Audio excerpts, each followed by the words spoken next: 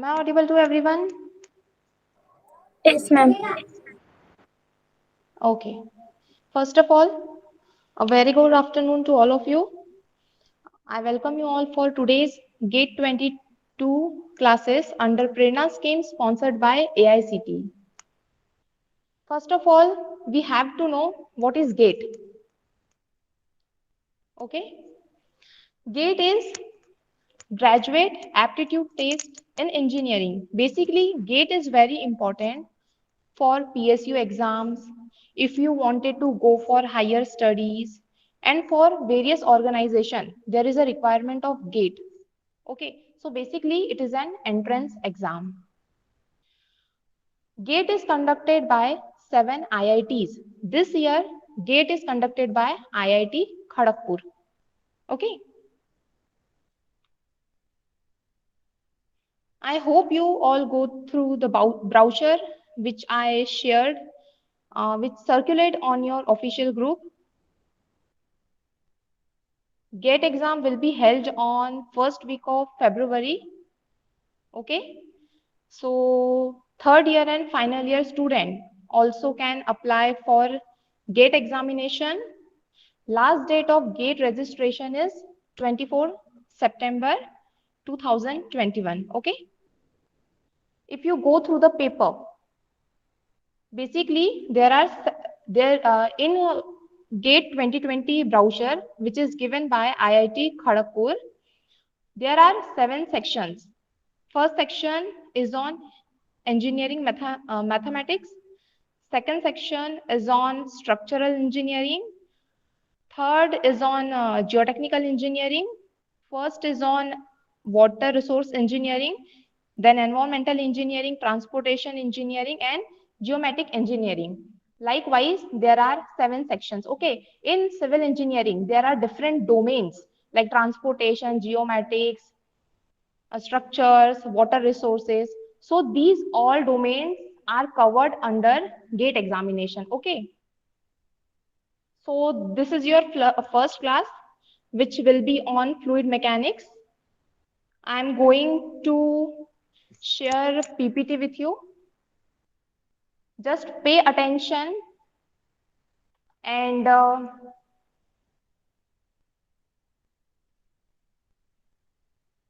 okay. So just pay attention. First of all, GATE in GATE, all questions are basic. Okay, so your basic concept should be cleared. I hope I am going to share PPT. It will be visible to you.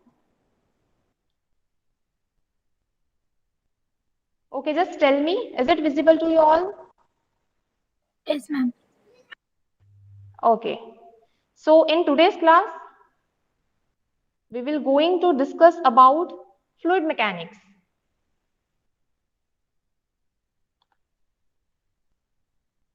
In fluid mechanics, we will going to see properties of a fluid, what is mean by fluid statistics, what are the types of a flow, flow pipes, flow in a pipe, then pipe network and boundary layer theory.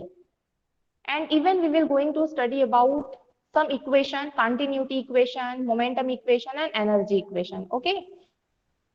So just pay attention. I'm going to start my presentation. So first we will study about properties of a fluid. Okay, properties of fluid. In that we will going to see introduction part. Then what are the properties of a fluid?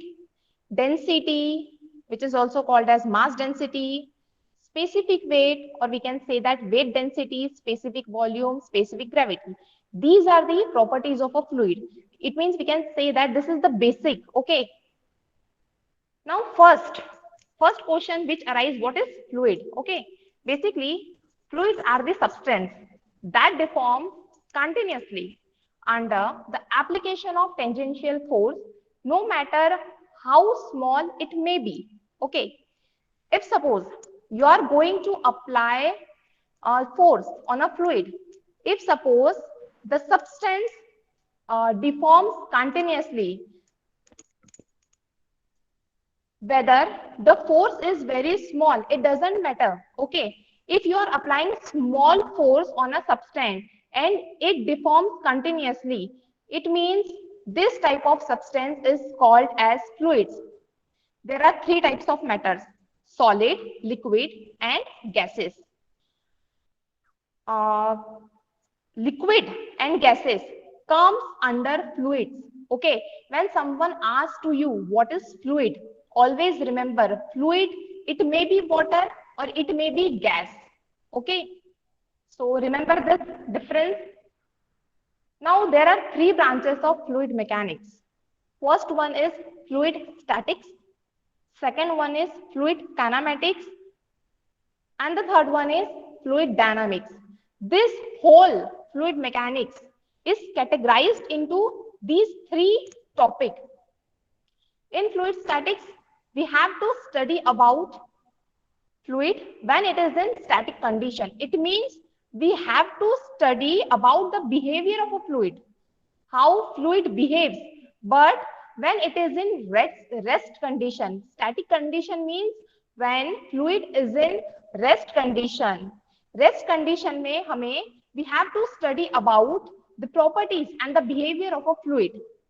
In fluid kinematics, we have to study about the motion of a fluid, okay, but without considering the basic cause of a motion.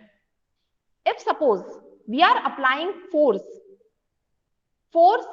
in fluid kinematics, we will not going to consider the external force which is responsible for causing the motion of a fluid. And in fluid dynamics, we have to study about the motion of a fluid with considering the basic cause of a motion. In short, the various forces which are responsible for causing the motion of a fluid, we have to study about that motion of a fluid.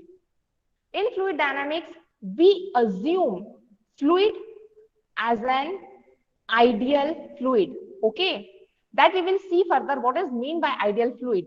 Basically, there are different types of fluid: ideal fluid, real fluid. So ideal fluid, practically it does not exist, but in fluid mechanics we considered all the practical performance by considering ideal fluid.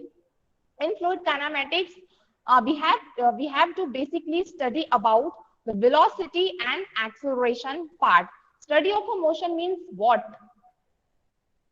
Velocity and acceleration. Okay. I hope this slide is clear to you. Actually, if you observed, there is a difference between fluid and solid. The difference is that fluid deforms permanently. Okay, when we are applying load on a substance that deforms permanently, we can say that this type of substance is fluid. But whereas in solid even deforms permanently only when we are applying the applied force, and this applied force exists the elastic limit. In that condition, the deformation is permanent. So the next topic is properties of a fluid. In your 5th semester, there is a subject fluid mechanics 1. In that, this basic concept is given. This is the topic of fluid mechanics 1. We have to study about this. Properties of a fluid. First property is density, or we can say that mass density. Density or mass density, it is defined as the ratio of mass of a fluid to its volume, which is denoted by symbol rho. This is rho symbol. Just wait a minute. Okay. Unit of density is kg per meter cube, and the formula is m divided by v, mass of a fluid divided by volume of a fluid. Mass means mass will be in kg, so we will write it as kg, and volume will be in meter, so it will be in meter cube. Density of liquid may be considered as constant, okay, while that of gases changes with variation of a temperature and pressure. In gases, the density will be changes with the variation of temperature. It means when the temperature rise or decrease, or the pressure will be rise or decrease, according to that, the density of a gas will be changed. In CGS system, the unit of density is gram per centimeter cube. So density of water we are considering as standard fluid. Okay, so density of water is 1 gram per centimeter cube, or in SI unit it will be 1000 kilogram per meter cube. I hope this slide is clear to you.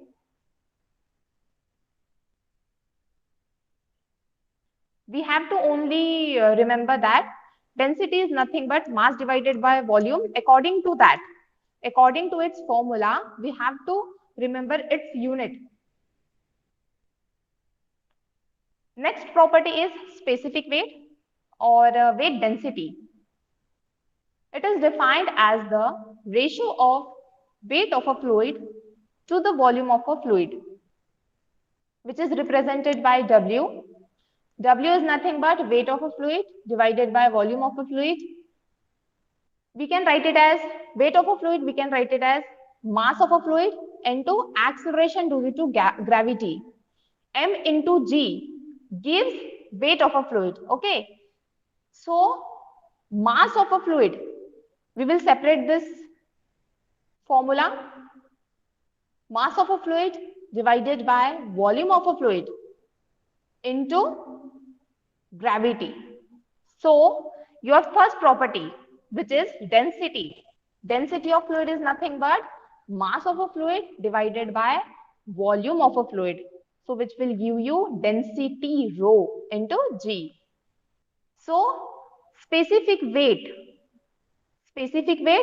or weight density will become rho into G. This is the formula. W is equal to rho into G. Then the specific weight or weight density of water is 9.81 into 1000 Newton per meter cube in SI unit. In SI unit, okay, we know the formula. We know the formula of specific weight or weight density, which is rho into G. Value of G is nothing but 9.81, and rho in SI unit, it will be 1000. If I asked you, what is the density of water in CGS unit, then you can say that it is 1. But I am asking in SI unit. Okay, so it will be 1000. We will multiply 1000 into 9.81, which will give you specific weight or weight density. And its unit, it will be in Newton per meter cube. Just remember, you have to remember units, okay? Next property is specific volume. Specific volume, it is the ratio of volume of a fluid to the mass of a fluid. It is the reciprocal of mass density, and it expressed as meter cube per kilogram. Specific volume is equal to volume of a fluid divided by mass of a fluid, which is equal to, we can write it as C, volume of a fluid that we have to shift in denominator. So it will become 1 divided by mass of a fluid divided by volume of a fluid, which will give you what? Again, density. So specific volume is nothing but it is the reciprocal of mass density.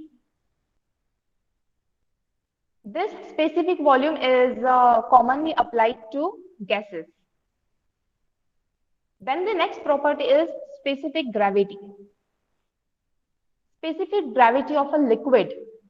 It is the ratio of weight density. It is the ratio of weight density or the density of a given liquid to weight density or density of water. It is denoted by symbol S. Specific gravity is simply denoted by S symbol. So we will write it as density of a fluid substance divided by density of standard fluid substance. See, suppose there are different types of a fluid. So what we have to do? We have to compare the density of a fluid substance divided by its standard fluid substance. Fluid means what? It may be liquid or it may be gases. So the standard fluid for liquid, it will be water, and for gases, it will be air. Okay, air we are considering standard fluid for gases, and water we will going to consider for liquid. Similarly, the specific gravity of a gases is the ratio of weight density or the density of given gas to the weight density or density of air. See standard, as you can see in this slide, see density of air.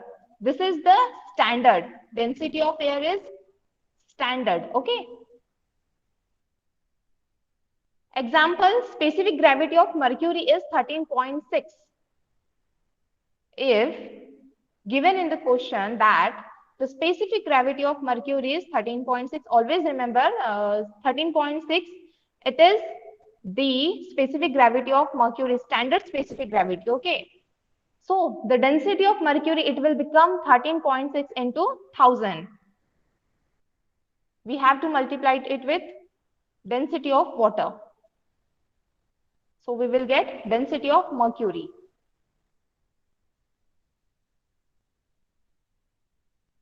Next topic is types of a flow.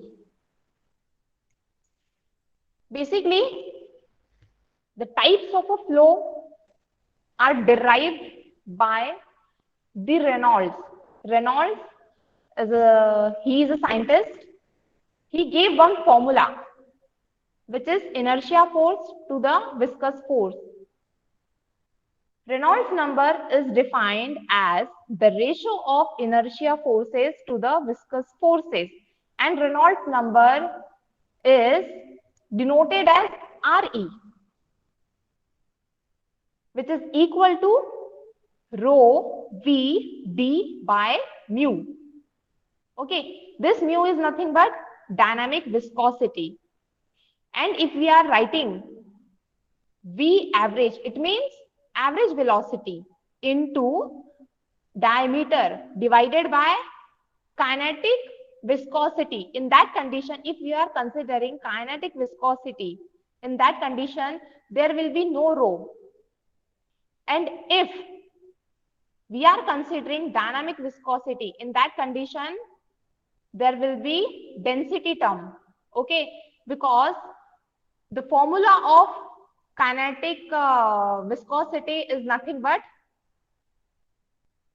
dynamic viscosity divided by density of a fluid, right?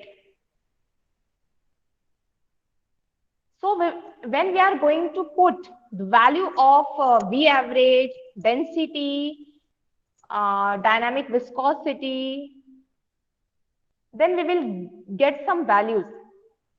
If suppose these values are between 2000 to 4000, in that condition, we can say that if suppose Reynolds number is less than 2000, then we can say that the flow is laminar. And if suppose this Reynolds number is between 2000 to 4000, in that condition, we can say that the flow is transition. And if the Reynolds number is greater than 4000, in that condition, we can say that the flow is turbulent. This 2000 to 4000 range is only for pipe flow. See, Reynolds number will change according to the medium. If the fluid flow in the pipe, in that case, the range will be 2000 to 4000. And if suppose we are considering flow over a flat plate, if suppose this is the flat plate, okay, this is the flat plate and the water is flowing above the flat plate. In that condition, the Reynolds number will be 5 into 10 raised to the power 5. It means if Reynolds number is less than 5 into 10 raised to the power 5, in that condition, we can say that the flow is laminar. And if suppose the Reynolds number is greater than 5 into 10 raised to the power 5, in that condition, we can say that the flow is turbulent. Likewise, if there is open channel, okay, if there is open channel, in that condition, again, the Reynolds number will be changed. Then the range of a Reynolds number, it will be 500 to 2000. Okay, if suppose the Reynolds number is less than 500, in that condition, the flow will be laminar, but in case of open channel. And if suppose the Reynolds number is between 500 to 2000, in that condition, the flow will be transition.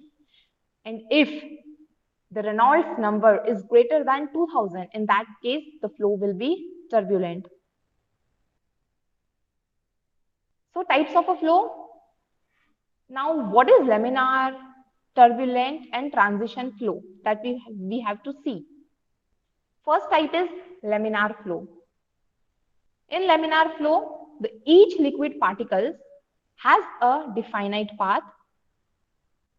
The path of individual particles do not cross each other.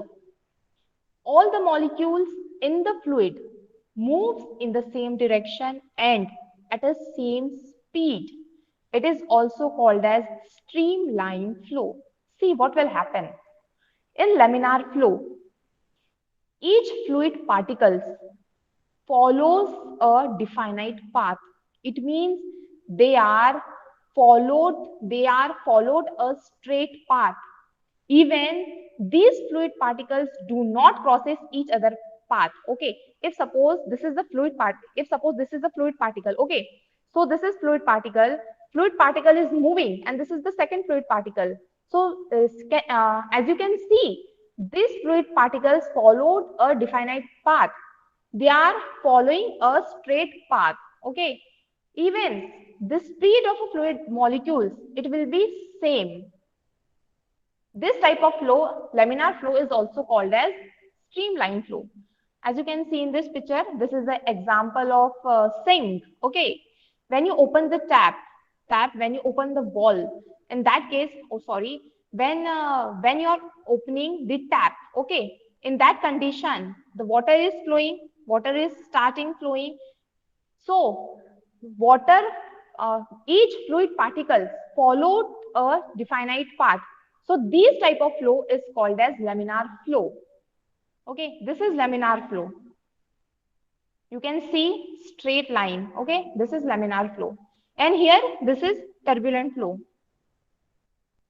Now the second type is turbulent flow. Each liquid particles do not have a definite path. The path of individual particles also crosses each other. The molecules and the fluid moves in the different direction and at a different speed. First of all, each fluid particles, they do not follow a straight path. They do not follow a distinct path. They randomly flow here and there. Okay, basically they follow zigzag motion. Even the particles of a fluid, they crosses each other path. Okay, suppose this is the one particle and this is second particle. What will happen? One particle is going in this way and the second particle will follow this path. So what will happen? They will cross each other's motion. Okay, even the speed, or we can say that the velocity of a fluid, it is not constant. It is different for different particles. Okay, see, this is one example. smoke is coming out, okay, at initial position, okay, when the smoke is starting, in that condition the flow is laminar, okay. Even in that state, the speed of a fluid is very, very less. Once once the velocity of a fluid is increasing, in that condition the turbulence flow will occur. So this is laminar, and what will happen? This is laminar, this is turbulent, and the middle one is transition. Okay, middle one is transition. It is a combination of laminar and turbulent flow, both. Likewise, we have to remember. So the next topic is we have to study about the flow in a pipe. Just wait for a minute. We have to study about flow in a pipe. Before that, we have to know that what is mean by flow in a pipe. How we can say that? We have to study about the pipe flow. Okay. Pipe flow. Pipe flow means what? When the pipe completely filled with the water, this type of flow is called as pipe flow. Okay. Suppose this is a pipe. Okay. Pipe is completely filled with the water. This type of flow is called as pipe flow. And now what is mean by pipe? Pipe is a passage with a closed parameter through which the fluid will flow under pressure. Always remember, when the fluid is flowing through a pipe is a closed perimeter, okay. In that condition, the fluid will be under pressure. The fluid flowing in the pipe is always subjected to resistance due to shear force between the fluid particles and the surface of a pipe. This is the surface, okay. This is the pipe surface, and this is the water is flowing. Water is flowing like this, okay. So there will be what? Shear force between the fluid particle and the surface of a pipe, obviously. See, as you can see, this is the pipe. Pipe is stationary, okay. And this is the water, or we can say that air flowing. So there will be shear force. It is also known as frictional resistance.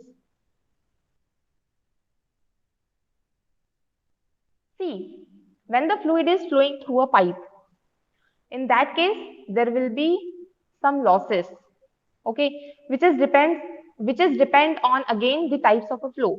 Types of a flow means again what? It may be laminar or it may be turbulent. So this is laminar flow. It is a type of a flow in which the fluid travels smoothly or in regular path. Fluid particles will travel in smooth and regular path, and in turbulent flow, the fluid particle will follow irregular path or zigzag path. There will be mixing of a water in turbulent flow, and there will be fluctuations, so many fluctuations.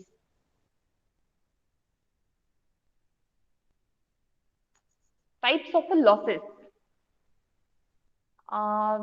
There are two types of losses, basically major losses and minor losses. Major losses is because of frictional losses, which is given by Darcy.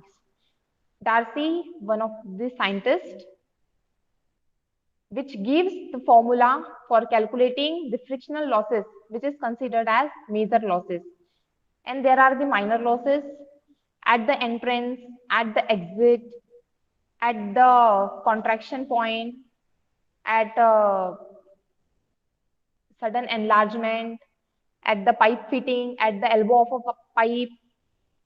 So these are the minor losses. We can neglect minor losses, but we can't neglect frictional losses because these frictional losses are major losses. Okay. So major losses. If suppose the water is flowing through a main pipe to a distribution pipe, then in our household, in that condition, there are some elbows, there may be some fitting, okay? So in that condition, the water, there will be loss of a water, loss of a head. So that is why it is very important to calculate the losses. But if suppose the frictional losses are very, very big, in that condition, we have to look forward, okay? Major losses. In major losses, loss of a head due to friction is termed as major loss. It depends on the velocity of a flow, the diameter of a pipe, and the roughness. And it is denoted by HF. Okay. Just wait. This is the picture of a pipe. Okay. Water is flowing from left side to right side. This V is represent velocity of a fluid. Okay. And D is represent what? Diameter of a pipe. Here we are considering L as the length of a pipe. So this HF is given by Hardy-Cross method. Okay, not Hardy-Cross. Darcy's Weisbach scientists gave the formula of frictional losses considered as major losses, which is HF is equal to FLV square divided by 2GD. If we will going to put velocity as discharge upon area. Okay, area will be what? Pi by 4 d square, because we are considering pipe. Okay, pipe is circular, so area will be pi by 4 d square. So the formula will become 8 FLQ square divided by pi square GD raised to the power of 5. And this small f is nothing but friction factor, not coefficient of friction. Remember, this F is nothing but friction factor, which is 4 of F dash. F dash is nothing but coefficient of friction. So this is the major loss. Now we will going to see some minor losses. Minor losses, first, it is due to distribution in the flow pattern. Because of the distribution in flow pattern, first loss will be due to sudden enlargement. If there is a change in diameter, see, this is the picture. Okay, in this picture, here the diameter of pipe is less and the diameter of pipe is suddenly increase. Okay, so this is sudden enlargement. Okay, it is due to sudden enlargement of pipe, which is denoted by HE. V1 is nothing but velocity of a pipe in a small section, and V2 is nothing but velocity of a pipe in big section. So the formula for sudden enlargement, it will become HE is equal to V1 minus V2 square divided by 2G. Okay, this is the formula of sudden enlargement. In GATE, it may be asked, okay, what is sudden enlargement and how to calculate sudden enlargement? Velocity at section 1, velocity at section 2, it will be given to you. Simply you have to put the values and we have to calculate the sudden enlargement value of HE. Next loss is due to sudden contraction. See, if diameter is increasing, likewise, it may possible the diameter will decrease. So this loss is basically, it is due to sudden contraction in pipe. See this picture, water is flowing from left to right. Here the diameter is large. And after some time, the diameter of pipe is decreasing. Okay. So the formula for sudden contraction, it will become 1 divided by Cc. Coefficient Cc is nothing but coefficient of contraction. Okay. 1 divided by Cc minus 1 whole square into V square divided by 2G. Okay. In this place, it means 1 divided by Cc minus 1 whole square. We can write it as 0.5. Okay. So formula will become again simple. Hc will be equal to 0.5 into V square divided by 2G. This is the simplest formula for sudden contraction. Now the next loss at the exit. Okay. When the water is entering into the pipe, and even when the water is leaving the pipe, again in that condition there will be some losses, but these are the minor losses. Loss at the exit, it is the loss head at the exit of a pipe. It means at the end of a pipe, okay, which is denoted by HEX. HEX is nothing but V square divided by 2G. The formula of HEX is nothing but V square divided by 2G, where V is nothing but velocity and G is nothing but gravity, acceleration due to gravity, which will take as 9.81. Okay. There will be loss of a head due to the pipe fitting. If there is a pipe fitting, see, it is due to the pipe fitting like elbows, valves, etc. If we are providing some valves or if we provide elbows, this is the elbow, okay? If we are providing some valves, elbow, if we are going to fit two pipes, okay? As we know, the length of a pipe is already fixed. So for a larger area, what we will going to do, we will put two pipes together. Okay, in that condition, again there will be pipe fitting. So the loss of a head due to pipe fitting, it will be HB is equal to KV square divided by 2G. This K is nothing but coefficient of pipe bend. Okay. Wait a minute. Pipe bend. Okay. This K is nothing but coefficient of pipe bend. This is the pipe bend. Okay. Now the next loss is at the entrance. It is the head loss at the entrance of a pipe, which is denoted by HEN. HEN again 0.5 V square divided by 2G. Say this is one tank, okay? This is the tank and here one pipe is attached, one pipe is connected. Okay, when the water is flowing through this tank to this pipe, again in that condition there will be some loss of a head. It means loss of a energy. Okay, so the formula will become 0.5 into V square divided by 2G. The difference between at the entrance and at the exit is 0.5. At the entry, we will going to consider 0.5 V square divided by 2G, and at the end, at the exit, we will consider it as V square divided by 2G. Now, the next term is hydraulic grade line and total energy line. This hydraulic grade line is represented by, we can say that denoted by HGL, and this total energy line is denoted by TEL. Okay. HGL, it is the line joining all the liquid level in piezometers. Okay. Basically, when the water is flowing through a pipe, in that condition, if you want to measure the pressure of a liquid inside the pipe, in that condition, we will put some piezometers. Okay.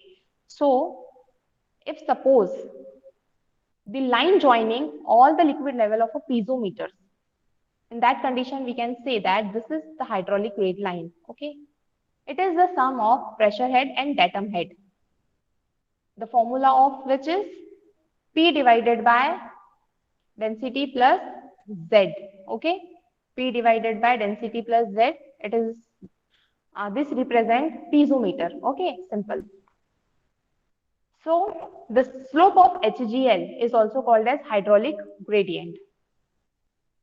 In this picture, this is the hydraulic grade line and this is the energy grade line, or we can say that total grade line. The difference between hydraulic grade line and total energy grade line, only difference is this: in total energy grade line, we will going to consider velocity head. Velocity terms comes under picture when we are talking about total energy line, which is V square divided by 2G. Okay, so total energy line is the graphical representation of total head or the total energy at a various point along a pipe when the water is flowing. Okay, we are considering three steps. First is datum head. Above that, we are considering what? Pressure head. Okay. After that, we will consider velocity head. Velocity of a water, which is V square divided by 2G. Okay. Bottom datum head, which is represented by Z. After that, we will consider pressure head, which is represented by P by rho. Okay. After that, velocity head, which is represented by V square divided by 2G. Okay.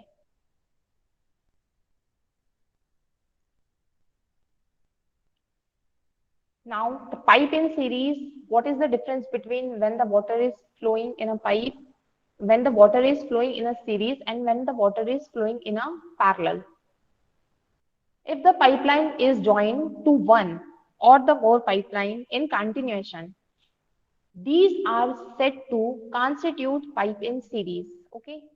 See, this is the picture of a pipes in series. Okay. This is one pipe having diameter of D1. This is second pipe having diameter of D2, and this is that pipe having diameter D3. Likewise, this is pipe in series. Okay, all are connected to each other. Diameter is different. It means obviously area it will be different, and again the velocity it will be different. Discharge through each pipe is same. Okay, always remember when the water is flowing in a series connection. Okay, see there are three pipes having different cross section, and if the water is flowing through this connection, okay, in series, in that condition the discharge will be same. It means the discharge at section 1, it will be same throughout the section. Okay, discharge is same, we can say that according to continuity equation, discharge equal to area into velocity. So AV is equal to A2 V2 at section 2 and A3 V3 at section 3. It will be same.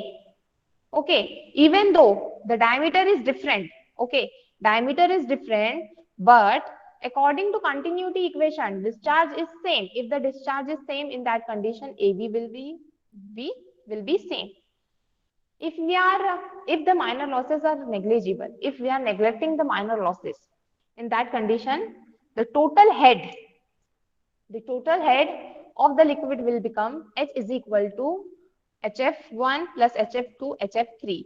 It means we can say that discharge is same, but the total head is the summation of frictional head at section 1, at section 2 and at section 3. We have to combine it.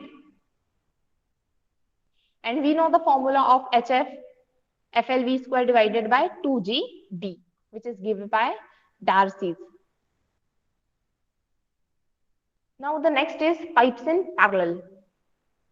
Pipes in parallel, it means what? See, this is the picture.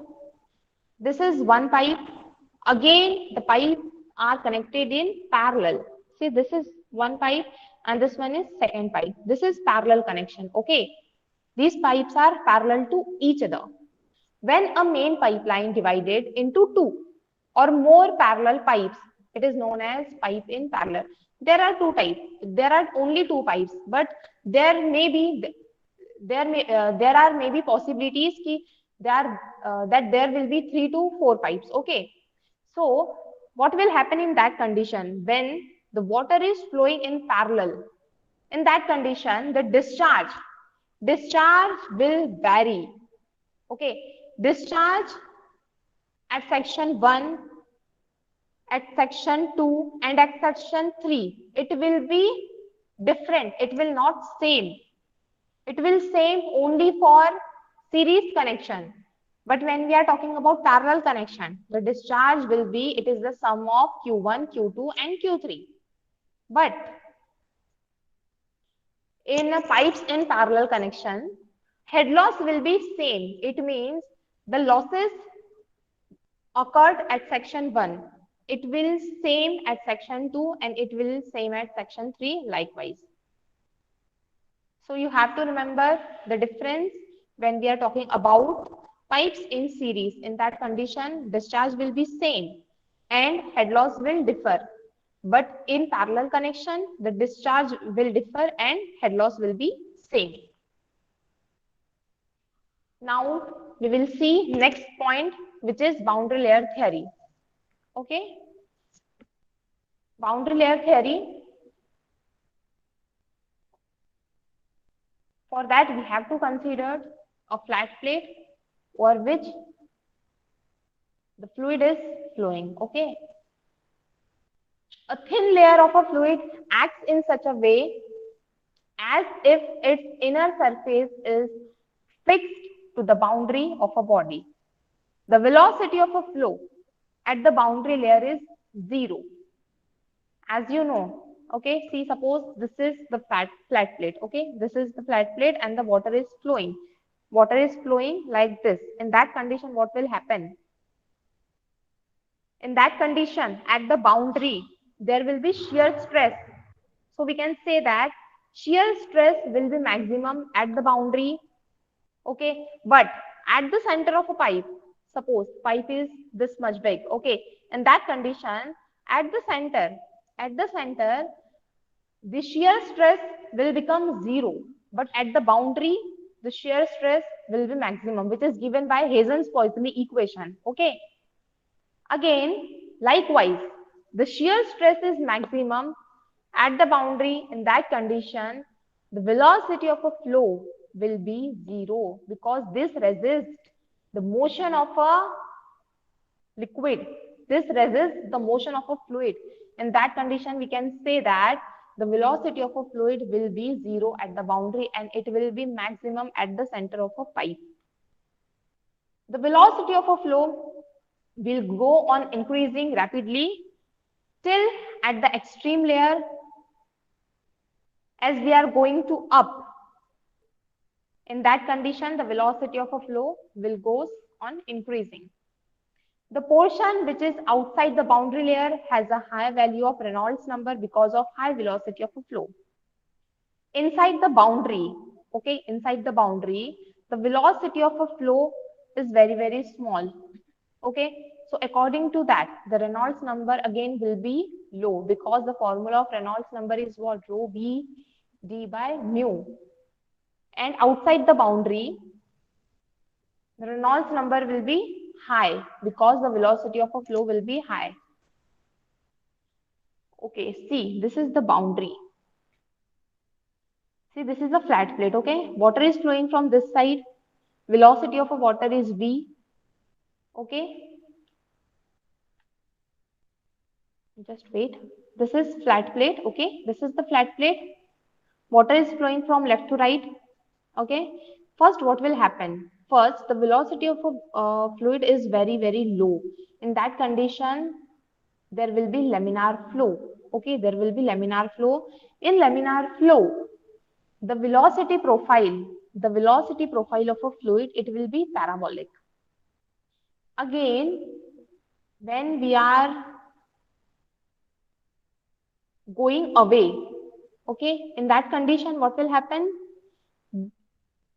At some point, the turbulent flow will occur when the velocity will increase, when the Reynolds number will increase. If suppose the velocity will increase, in that condition, the Reynolds number will also increase. Okay, so the turbulent flow will occur from this point C to D. A to B, there will be laminar flow. B to C, there will be transition flow. And C to D, there will be what? Turbulent flow. Okay, so the velocity profile of a turbulent flow, it will be logarithmic.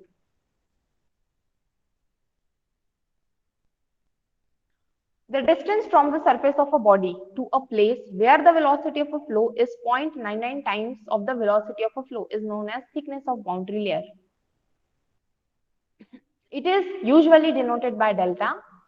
Rnx, this Rnx is nothing but Reynolds number at section x, which is equal to Vx divided by V. This small v is nothing but kinematic viscosity of a fluid. This x is nothing but distance between the leading edge of a plate and at the section. And capital V is nothing but velocity of a fluid. Now we have to see the thickness of boundary layer. What is mean by thickness? See, this is the boundary, this is a flat plate, okay? This is the flat plate and this here, the laminar flow is occurred, okay? Laminar flow is there. When we are going up in y direction, okay? When we are moving in y direction, like, so in that condition, the velocity of a flow will increase. We know at the boundary, the velocity of a flow is 0, okay? And at this point is nothing but 99% of velocity, okay? It means 99% of a stream velocity has been already occurred. So boundary layer thickness is defined as the distance from the surface. See, distance from the surface where the local velocity equals 99% of the free stream velocity. This boundary layer thickness, see, this is the thickness of boundary layer. This is the flat plate, okay? Consider one point over here, okay? Consider one point over here. At that point, okay? At that point, the velocity of a water is 99% of stream velocity. Local velocity, we are considering local velocity. Local velocity is 99% of stream velocity. Local velocity, we will assume as u, okay? Small u is nothing but 0.99. It means 99% into capital US. And this US is nothing but free stream velocity. So this will give you boundary layer thickness. Now the thickness of boundary layer in laminar flow. How we will calculate this boundary layer thickness in laminar flow? It has been experimentally found that the thickness of boundary layer is 0 at the leading edge, okay, and increases to trailing edge. The flow is laminar. According to Paul Hussein, the thickness of boundary layer in laminar condition, it will be, the formula is given to you, 5.835 x divided by under root of Rnx. This Rnx is nothing but Reynolds number. We have to calculate at a particular distance, which is represented by x, okay? Then according to Prandtl-Blosius, the thickness of boundary layer is given as 5x divided by under root Rnx. This Rnx is again Reynolds number, and this x is nothing but distance between the leading edge and at the point where the laminar flow has been occurred, okay? Now the thickness of boundary layer in a turbulent flow, which is again given by Prandtl-Blosius. As the boundary layer continues further downstream, it expands the transition flow, which changes into turbulent flow, and the transition boundary layer changes into turbulent boundary layer, which continues over the remaining length of a pipe. Suppose there is a laminar flow, okay? This is the flat plate, the water is flowing. At the starting point, the flow is laminar, okay? But when the fluid is flowing, in that condition, the transition flow will occur, and at some point, the turbulent flow will occur. And this turbulent flow will continue over the remaining length of a plate. So if we want to calculate the thickness of a boundary in turbulent flow, in that condition, The formula will be 0.377 x divided by r under root of r nx. Next point is displacement thickness. Displacement thickness. The displacement thickness for a boundary layer is defined as the distance the surface would have to move in y direction to reduce flow passing by a volume equivalent to the real effect of the boundary layer, which is, we can calculate this displacement thickness by using the following formula. Integration 0 to thickness 1 minus local velocity, which is represented by small u, divided by stream velocity into dy. We will going to calculate this thickness in y direction. Now the next point is momentum thickness. Momentum thickness is the distance that when multiplied by the square of the free stream velocity equals the integral of the momentum defect. Alternatively, the total loss of momentum flux is equivalent to the removal of momentum through a distance. It is theoretical length scale to quantify the effects of the fluid viscosity near a physical boundary. So the formula to calculate momentum thickness is nothing but integration 0 to thickness u divided by us minus 1 divided by u divided by us into dy. This is the pressure gradient in boundary layer flow. Okay. This is the application of boundary layer theory. Now we can use this boundary layer concept in aerodynamics, in the making of plane, aeroplane, rockets, projectiles. Again, in hydrodynamics, in the design of ships, submarines, torpedoes, in transportation, like in automobiles, trucks and cycles, in wind energy, like buildings, bridges, water towers. Again, we can use this boundary layer theory in ocean engineering, okay, for breakwater, for cables. So this is a broad concept. Now this is the boundary layer separation. Now we have to just see, this is the boundary layer separation. What will happen when we move from this point to this point? Okay, when we move like this, in that condition, see, as you can see in this picture, if suppose the water is flowing from this side, okay, in that condition, what will happen? The velocity of a water will rise. Why? Because here the area is increases. Okay, in that condition, the area is small. So ultimately, what will happen? The velocity will rise and pressure will decrease. Pressure and velocity. If the velocity will rise, in that condition, the pressure will decrease. So this is the accelerated flow. From A to B, from A point to B point, this section is called as accelerated flow. Or we can say that this is the favorable pressure gradient.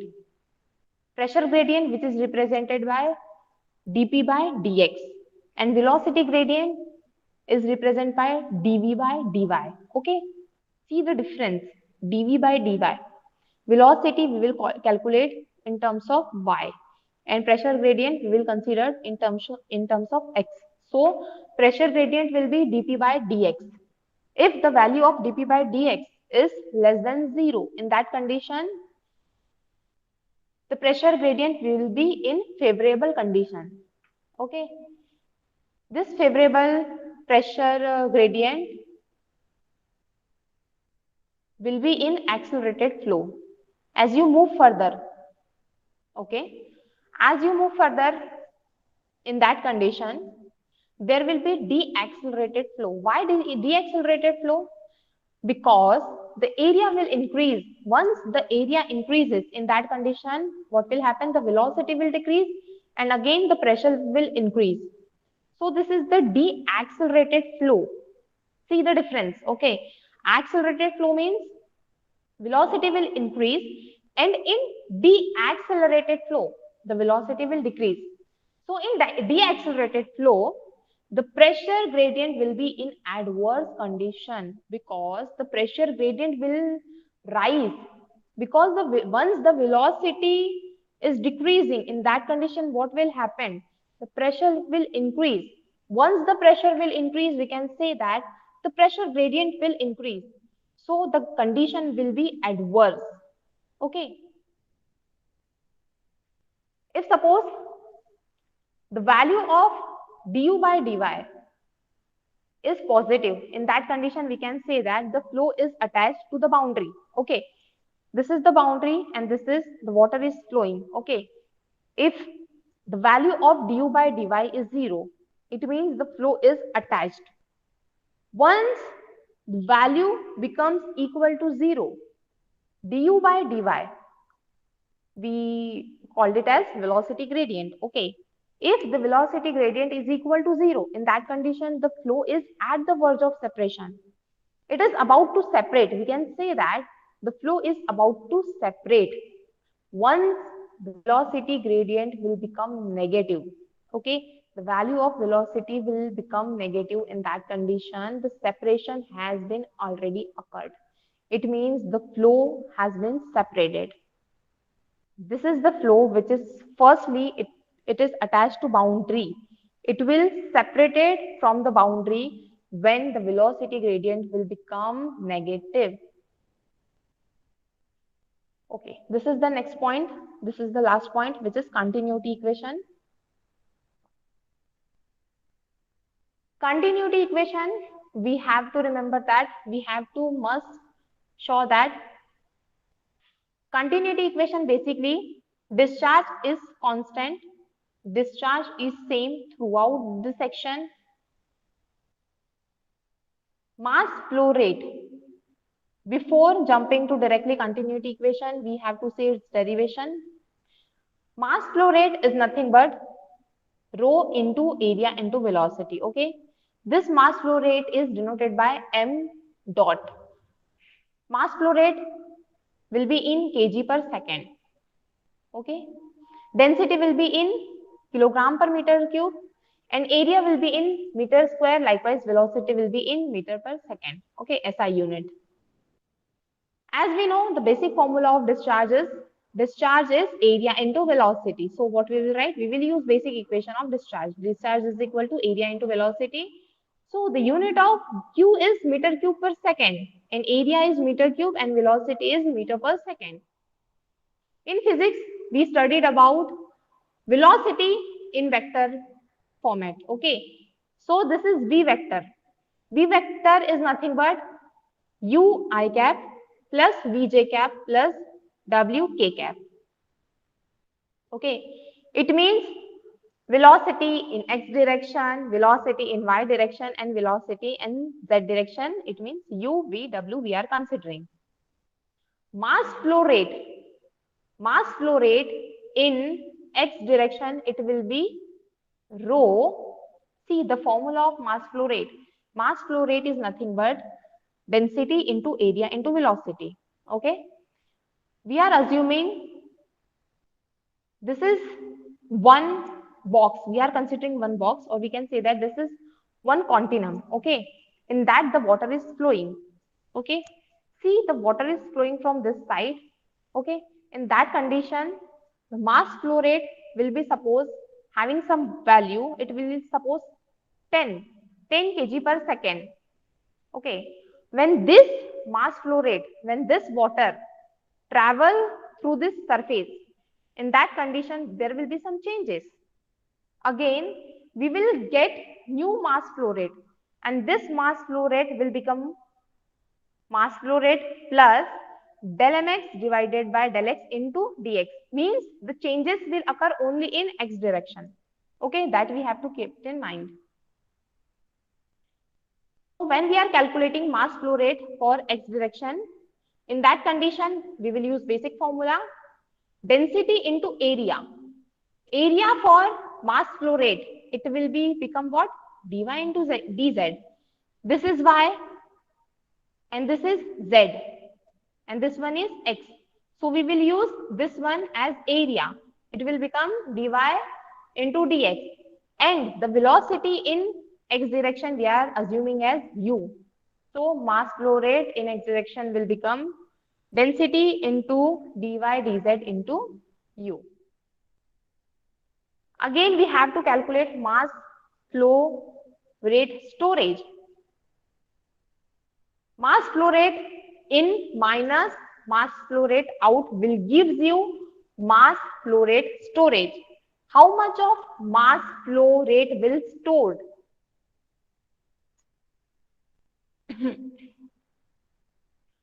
So we will going to calculate it for x direction, for y direction and for z direction.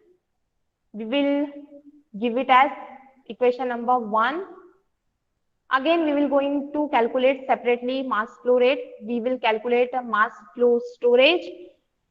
So mass flow storage for x direction will be mass flow rate in minus mass flow rate out in x direction will be equal to mass flow rate in. See, this is the mass flow rate in and this is the mass flow rate out. We have to subtract it. This is mass flow rate in and this is mass flow rate out.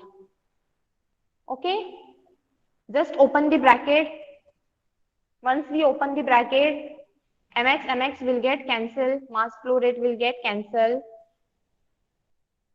Remaining will be minus del mx divided by del x into dx. Okay, we know the value of mx, mass flow rate in x direction, which is rho into dy into dz into u. So we will put the value of mass flow rate, and we know this dx, this dy and this dz will give you volume. Okay, dx and dy will give you area. Okay, if third term is coming into the picture, in that condition we will get volume term. Okay, so the mass flow rate in x direction will be minus del divided by del x into rho into u into volume. This is density. This is velocity in x direction and this will be volume. So similarly, we can calculate for y direction and for z direction. For y direction, it will become minus del divided by del y into rho into v into volume. Likewise, for z, it will become minus del divided by del z into density into w into volume. Okay, this is like this.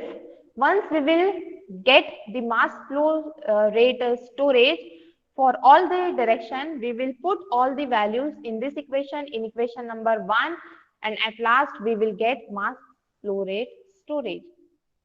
So see, after putting all the values in equation 1, this is the generalized continuity equation. Okay, this is generalized continuity equation without considering the assumptions. Okay, this is del rho divided by del t plus del divided by del x, rho u, this is for x direction, plus del divided by del y into rho into v plus del divided by del z into rho into w, which is equal to 0. This is generalized continuity equation. If we are taking some assumptions, okay, if we are taking assumptions like we have to calculate the continuity equation for steady flow. Steady flow means what? The property of a fluid will remain constant with respect to time. Okay, time parameter comes when we are talking about steady flow. If we are taking assumption like the flow is steady, in that condition what will happen? This term will become equal to 0. Okay, because this term contains time. This term will become 0. So this remaining term will give you continuity equation for steady flow. Okay, continuity equation for steady flow. If we are considering 2D steady incompressible flow, 2D, it means two-dimensional steady. Two-dimensional means only two dimensions are there. Okay, we solve continuity equation for 3 dimension x, y, and z. But when we are talking about, but when we are taking some assumptions like 2D steady. For steady flow, del rho by del t term will remain 0. For 2D, we will going to consider only x and y term. We will going to consider only x and y. And when we are talking about incompressible mean what? Something which is not compressed. It means the density of a water will not changes. Okay, density remains constant. So here we can neglect this density term. So for 2D incompressible flow, we will get del u by del x plus del u by del I is equal to 0. Okay. Now this is the continuity equation for 1D steady flow. This is the 1D steady flow. Here we are considering one what we can say that this is the diverging section. Okay, when the diameter is increases, okay, in that condition we can say that the pipe is converging. This is the converging section and this is the diverging section. Okay, when the diameter is decreasing, in that condition the section is diverging, otherwise the section is converging. This is the converging section. We are considering this as section 1 and this as section 2. And again, the water is flowing from this side. Okay, here we are considering 1D steady flow.